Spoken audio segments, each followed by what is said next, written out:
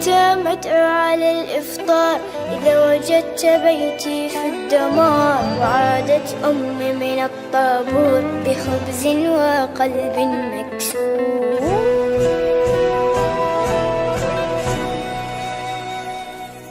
وأذنت مساجد ورنت الكنائس. جيران في الله أبواب بلا حارس. ووصلت مراكب الموت إلى أرض الأحلام دون أن يصبح الأطفال قضية رأي عام. سيد الرئيس أنا لا أنام.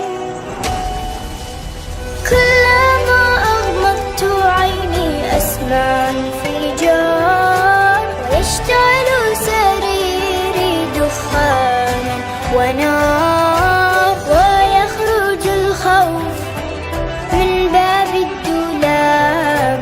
وتبكي الأغاني وتنزف الألعاب. سيد الرئيس تنزف الألعاب. سيد الرئيس نحن الهاربون. نحن المبعدون. نحن المذنبون.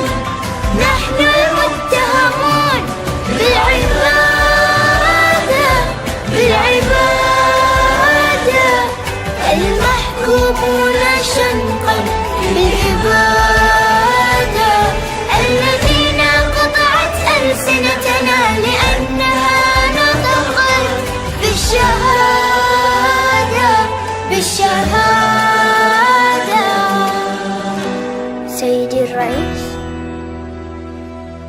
سنفطر في القدس عاصمة فلسطين.